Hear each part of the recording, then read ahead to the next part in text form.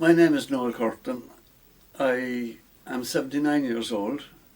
I worked in Krups in Limerick from late 64 until 1999. Sorry, I was employed by Krups in Limerick from late 64 until 1999.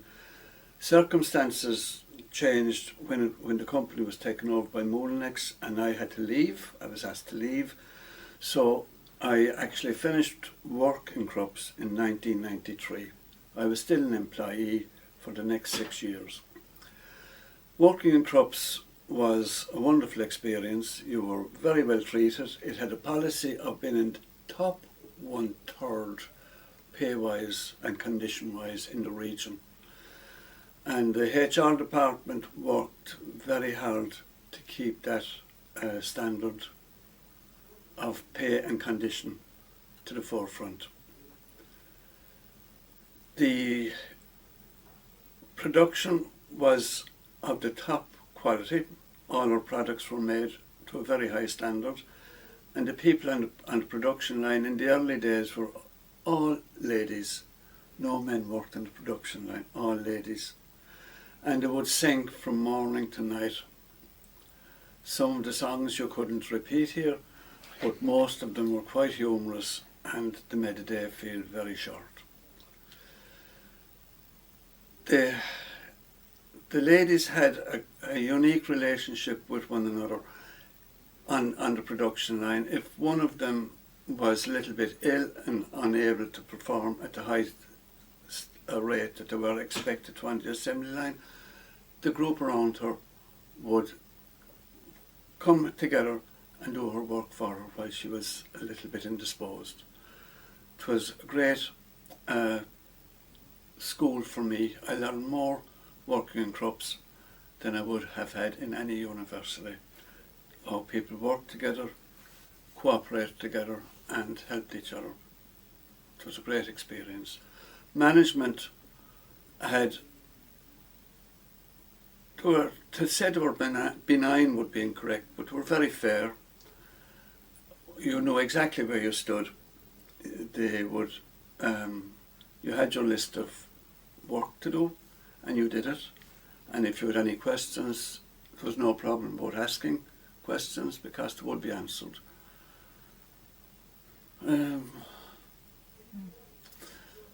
Speaking for myself, I started as a production supervisor, having tried to get a job there as a labourer, and I was refused. And when I went back the next week for an interview as a supervisor by a different person, I was given the job of supervisor.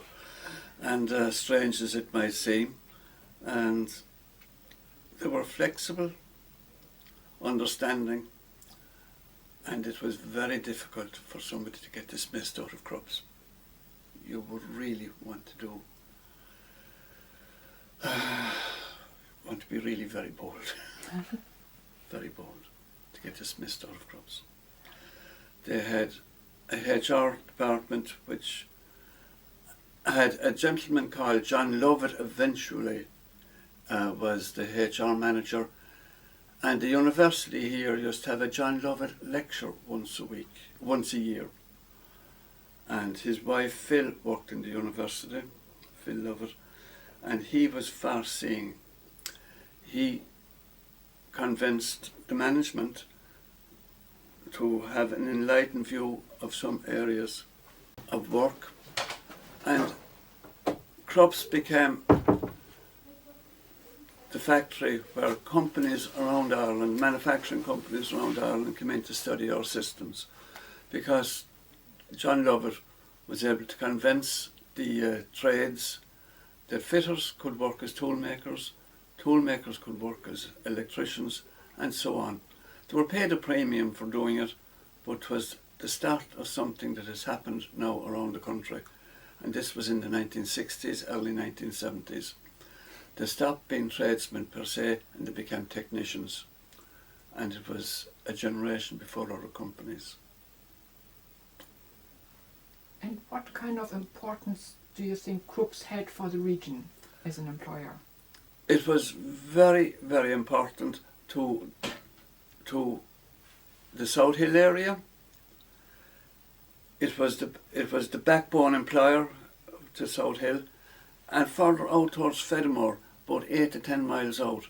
In the early days, people would cycle in from Fedamore and cycle home, winter and summer, and never be late.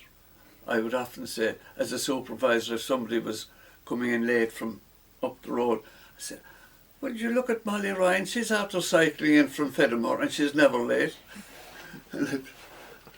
I won't tell you what reply you'll get to that, but yeah, it also, there was a cultural side to the company.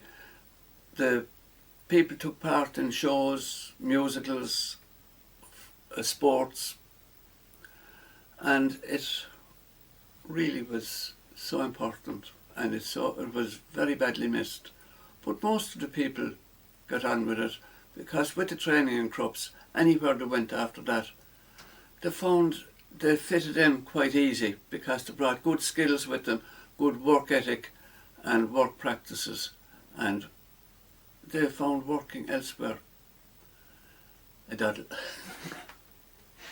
And the management was initially German and then changed later on? Yes, the management was, when I joined Krups, with the exception of the HR man at the time, a man called Mr. McCutcheon, he was Irish, but the rest of the management were German. And as the years went on, people were trained. I was one of the fortunate ones. I was moved into management and became the manufacturing manager, and my colleague became the manufacturing manager of the basic parts going into the appliances. So you had a fairly large Irish contingent. The rest of the German people who remained in management because they married Irish women and didn't go anywhere else anyway. And, you know, it was just, that was the way it was. You have some of them still in the area. Yeah. The cultural side was pretty good there. Yeah, singing, dancing, football. Mm. And do you think there were any particular German aspects to the undertaking, or what was different between that firm and other firms in the area? You already mentioned the upskilling and the technicians, but were there, I don't know, work practices, training practices? It was very, very strong on safety to start off with.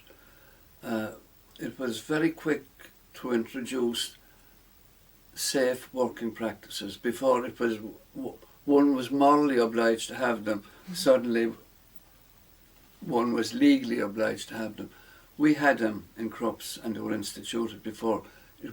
You were legally obliged to have them, and to put very specific and very safeguarding on all the machinery, and train the people on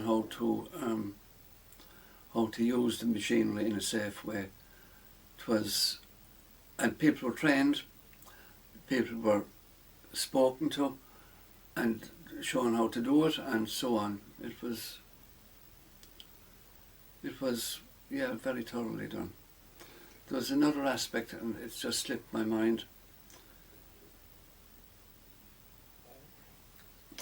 It's very quickly, when Irish companies on a holy day, when people back in the day used to go to church, on a mass day, you didn't have to start until 9 o'clock.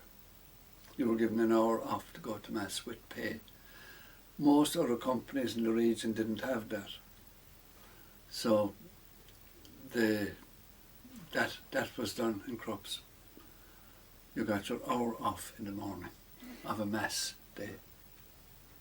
Very few people went to mass, but however, they got the hour off. And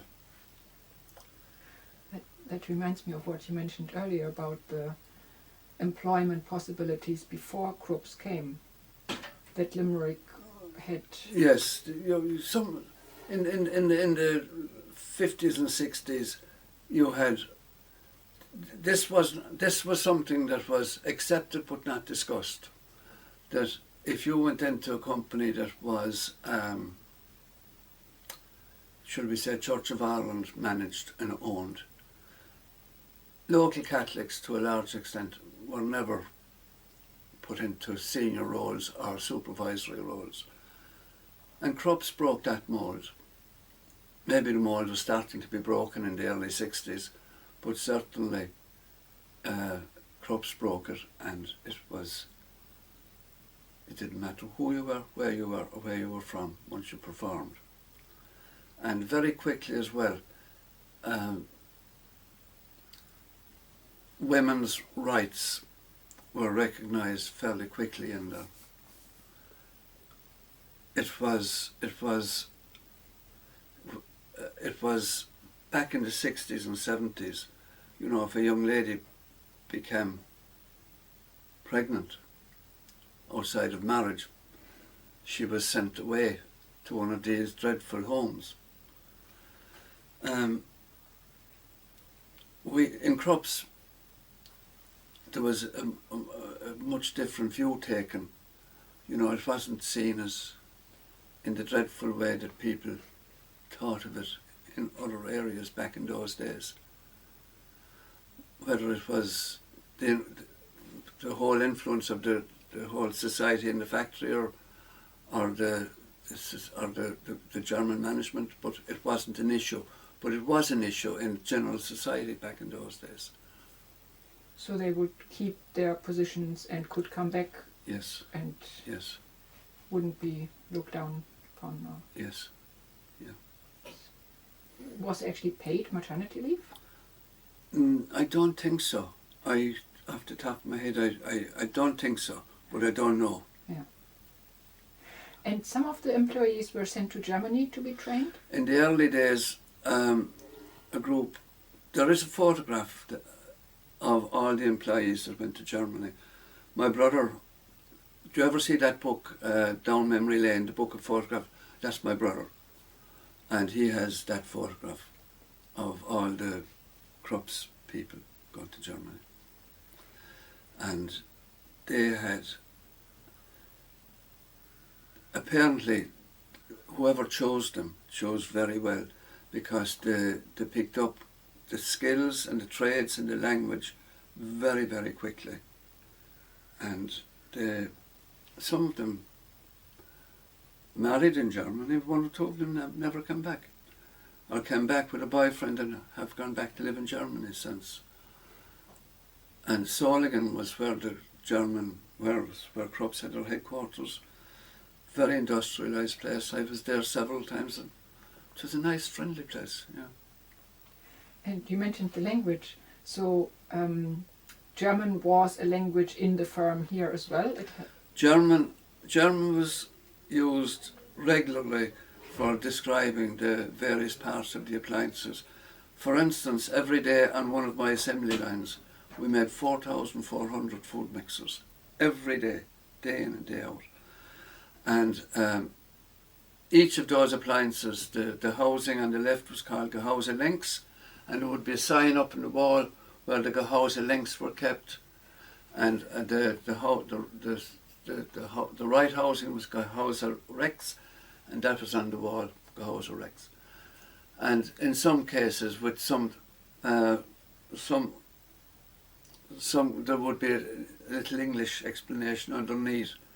There was one particular one, I'm trying to remember. Jeepers, this is not sitting well with me now.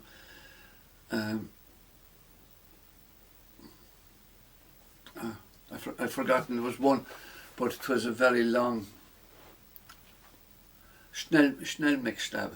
Mm-hmm. Yeah, and underneath that was the English translation of it. There was a few like that, but yeah, but that changed. It changed in the latter years of Krups, when it was a Molenex company, so all the German was removed and English and French replaced it. Mm. And to what extent do you think did the management practices change when it became Moulinex? Well, the quality, we had high standards on radio interference, and if you plug in an electric appliance, not supposed to interfere with a radio in the house next door, in the house here. So that meant you you produced the electrics and you suppressed them, and it cost money. It cost a little bit extra. And if the suppression wasn't great, it didn't seem to matter that much. And a noisy appliance, we'd have a standard of noise that was acceptable in a kitchen, which changed with the new people. That went out the window. So the amount of rejects for that went way down.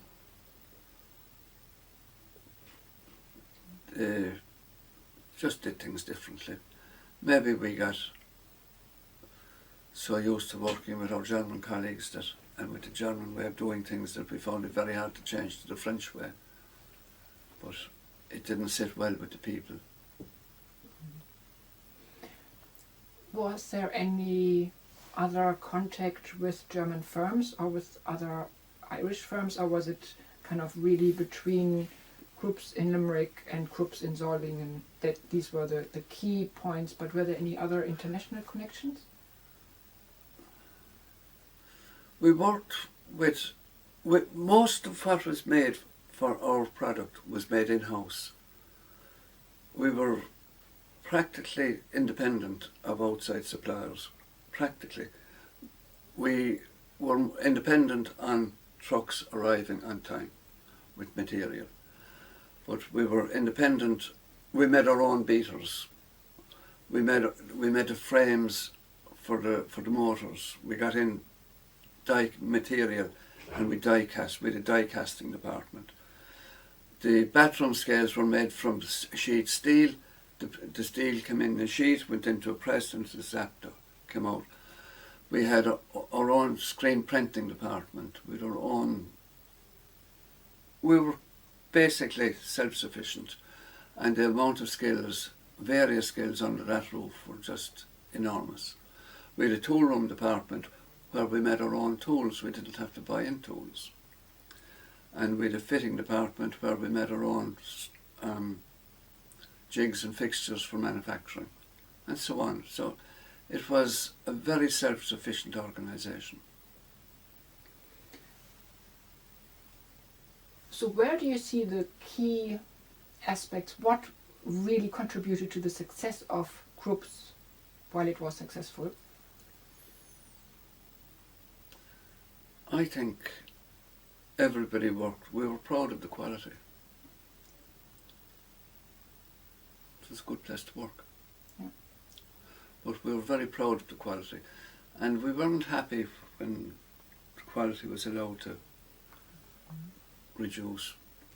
I actually met the quality manager this morning and he out walking with his dog. Yeah.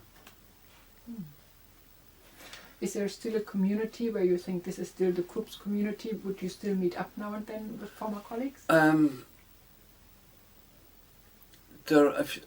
haven't met up with anyone apart from casually meeting, but time passes. There's quite a few of them dead.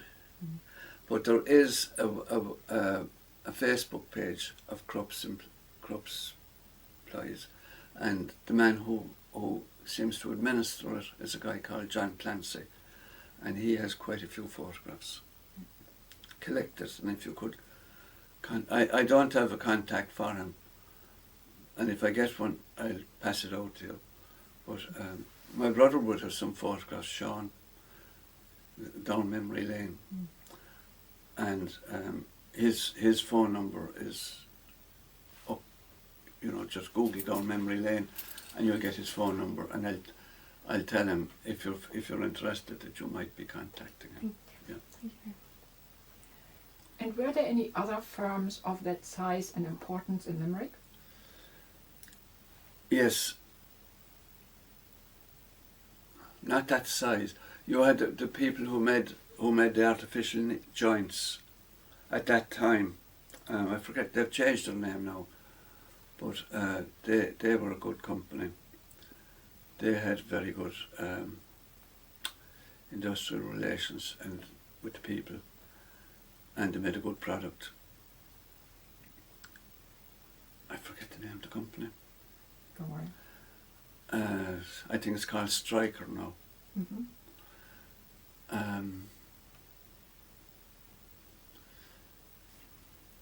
And probably like the pork business would have been more individual. That was finishing. Yeah. They were all the old companies. They were finishing. That they went out, I'd say, in the 70s and 80s. And there was a shoe factory where Limerick Shoe Company used a tannery which made the hides for making the shoes, and that was gone. But I was very fortunate I was able to spend that many years with such a good company. And why do you think they had to sell to Moulinex then? I'm not sure. I was over at a fair in the Hanover Fair or something, and I met the guy who he makes Glendimplex, and they were bigger than Krups. A fellow called Martin Naughton, he owned the company, and I was talking to him, and he told me that he was thinking of buying Krups, and it would have been a great fit. But you know, he was asking me about it, and I didn't want to be talking to him. You know, it was, but he told me he was thinking of buying Krups, and there was a lot of talk about Mr. Krups selling. And why do you think he wanted to sell? Did it not fit into the overall? That type of manufacturing was on the way out. For instance, when I worked in Shannon in the piano factory, a factory owned by a Dutch company called Rippen. It was just before the Japanese came on board with their pianos, which were zapping on bang, bang, bang, bang. We were hand manufacturing pianos. You couldn't cope with it. Mm-hmm. The disposable era came in. Krups products were made to last. I have a Krups food mix at home, which was made in 1976. You know, they were made to last. They're not. So you built in quality, but when you build in quality, you build in cost, and people don't look at things like that so much anymore. So I suppose we were dinosaurs in the new era. Maybe it'll go back to that way of manufacturing again, and it would be good for the environment if it did, because you wouldn't be replacing things as often. But back then, I think we were dinosaurs. We started to look like dinosaurs. Why would you? We had, for instance, you have springs going into all these appliances, and making springs is a very skilled, very precise business. We made our own springs, but it became inefficient for us, so we started getting them made locally in Limerick. So there's a company set up by a relation of somebody who worked in Krups, making springs, and that was probably one of the start of sourcing things in, because they couldn't have kept going, you know. But people regularly ask me, and where can you get Krups parts? My food mixer beaters are broken. I don't know. That was the weak link. They only lasted about 8 years, 10 years. Yeah. And anything else where you think that made Krups special? Actually, are there any examples of, I mean, I know overall the working atmosphere was very good, yes. But were there sometimes any kind of cultural misunderstandings? Oh, there was. Irish, German? Oh, there was. And there was a time, there was a few strikes, and they were very nasty. But a few people came in, a few of the local companies closed, and the selection procedure didn't get the troublemakers that caused the strikes. No. So there was a lot of strikes happening in England at the time, and all our newspapers were full of strikes here and strikes there. And you had the trouble in Northern Ireland, and the whole society was on edge, and some people were just looking for a reason to revolt. For instance, you had a Tops of the Town competition, which Tops of the Town was an intercompany once a year thing, where you sang, you danced, you did a one-act play. And the Krups employees went in with heart and soul, completely. And one year they didn't get beyond the first round. They went on strike, not in Krups, but during the Tops of the Town in Limerick, the various other rounds, they went along the street with banners complaining that they were knocked out. And that is the time we were. A fellow called Jack Krups was the main adjudicator. And Jack Krups was the guy who threw Krups out. And everybody felt that they should have not only won in Limerick, but they should have won in Ireland. So they were in that's the society at the time. They went out and protested in the street that the adjudicator of Tops of the Town threw them out of the competition. It indicates a certain passion. It does.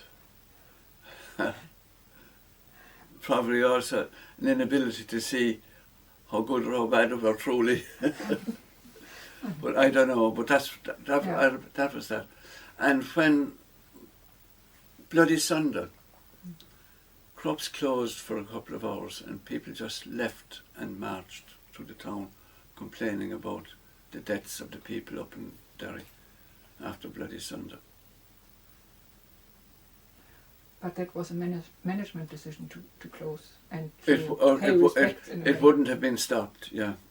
I don't know if the management decided, but they would have gone along with it, yeah.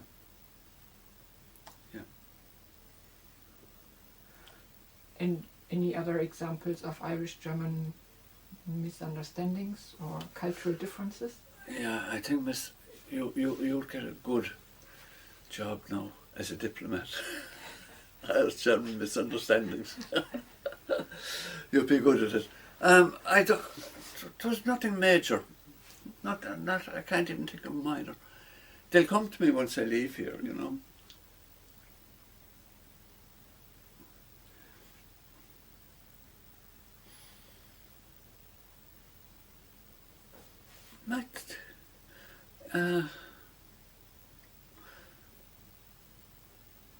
There was one guy, a German guy.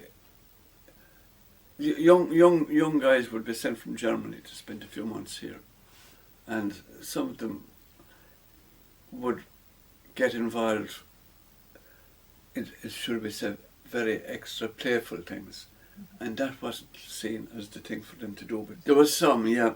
They weren't for everybody. If you had to go to Germany, you know, I used to go over now. Forgive my pronunciation for the Fehlerbesprechung. Oh. I used to have to go for the Fehlerbesprechung. And my German was, at the time, was pretty bad, but was better in the early days than the bad English of the German engineers. And that was in the 70s. So I used to have to go to the Fehlerbesprechung, and I could understand what was going on. But it was, I didn't attend the language class when it came out for the reasons I gave earlier. But then the new engineers in the mid to early 1980s came out speaking beautiful English. And there was no need for people like me to, you know, when I went to the Fehlerbesprechung, they were conducted in wonderful English. And that was one of the changes. There was, they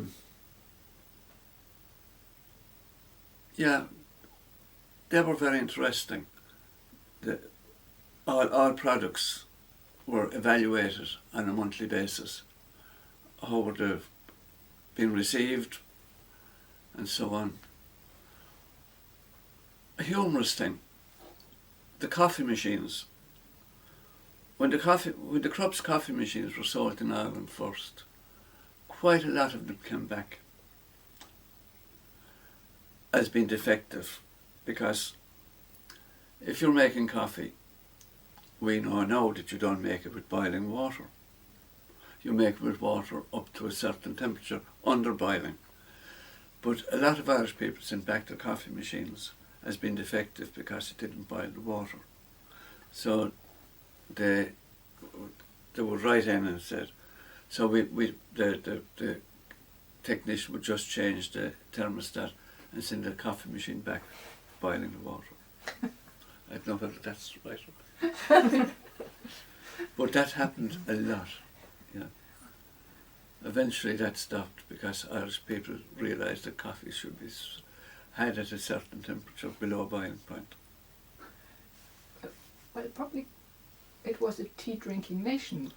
Coffee was, wasn't yeah, that popular at the time. I suppose wasn't, it only no. started, Yeah. maybe with Krups coffee machines. I think Krups coffee machines were the first on the market, and they were the standard worldwide. But a lot of German people are very surprised to learn that if they look at the typing shield on their dry mix, that made in Ireland is on it. They take for granted they were made in Germany. They were all made here.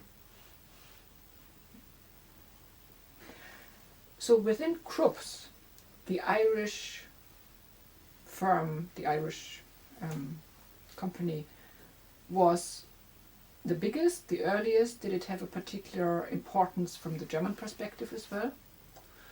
It became the sole manufacturer of food mixers. We made food mixers for all the markets. And we were the sole manufacturer of electric slicers also, I think. And we made 2,000 bathroom scales a day that went worldwide. Kitchen scales, electric razors, vacuum cleaners. And it was a very important part of the German organisation, of the Krups organisation. And the distribution then went firstly via ships and then more via Shannon and airplanes. How? Yeah. Eventually, what was going to Germany, for instance, went out in container, so it would have been shipped, but not from Limerick docks. I would say Rosslare, maybe Rosslare, because in the early days, I don't think there was a container port, container facilities in Limerick. So we would get a lorry load of parts in from Germany. We'd unload those and reload it with the goods, with the products. The company was ferry masters, and they were night and day travelling in and out of Limerick. And so was the workforce predominantly Irish, some Germans? Did it become more international in other nationalities as well? Not really. Well, it did to a small extent. One guy, there was a Pakistani gentleman got a job there, and everybody would stop and look at him, you know. And you're talking about 1,000 people. And yeah, but to answer your question about different nationalities, yeah, he stood out, you know. People would, where is he? But then he became part of the crowd, you know. A Chinese lady started, and she didn't last too long, and I don't know what happened. But no, there wasn't. It wasn't race-wise. It was mainly Irish and German. There's a few German guys that stayed locally. One man, Kurt, everybody loved Kurt. He died a few years ago. Another man, Manfred Uhleman, they were just adored by the people. They loved him. Yeah. And they were managers? Yeah. Kurt was manager of the tool room, and Manfred was manager of the design department. Lovely man. And was there more hierarchy? Because in German there very often would be more formality with Yes. addressing people. Did that play a role at all? It eventually didn't. Eventually it didn't, you know. It was very typical Irish situation, you know. You wouldn't say Mr. Roch, you say, hi Kurt, how's it going? And no, the boss there was Dr. Yoke. You'd always call him Dr. Yoke. But, you know, he was a very correct man, and he held himself above everything. But if you had anything to do with him, he was dead straight down the middle. But he was always Dr. Yoke. You wouldn't call him Gerhard. You wouldn't even think of calling him Gerhard. But all the other managers, we'd all be on first name terms. You know. And was he here for a long time? Oh yeah, he was there almost to the end. His family, he raised a family here. One of them was a doctor. I think two of them became doctors actually. I was teaching swimming at the time, and one of his daughters came to the swimming classes, and she was an excellent swimmer. But they went back to Germany then? I think they did, yeah. I think they did. Another guy, Peter Mattei, he came. He was a manager, but you call him Mr. Mattei, and he married a local girl, and he got married at 11 o'clock in the morning, and he came back to work at 12. That was seen as a little unusual. That was seen as, but having said all that, he used to go foraging for mushrooms, and he foraged. He made a mistake, and he destroyed his kidneys, and he went back to Germany, and I don't know his outcome, but yeah, he was best known for getting married at, we'll say, 11 and coming back to work at 12. Does seem a bit unusual, yes. Unusual, but... But that was Peter Mattei. So I've forgotten all these people. At least I thought I did. Yeah, well, they're still there. Anything else that we should have asked, I don't know. No, but I think that it was so fascinating, and so really thank you so much, because you make it come alive, and it's really fascinating. Yeah, it was a way of life, you know. It was a big chunk of my life, but a big chunk of a lot of people in Limerick's life, you know. And yeah, there were different days.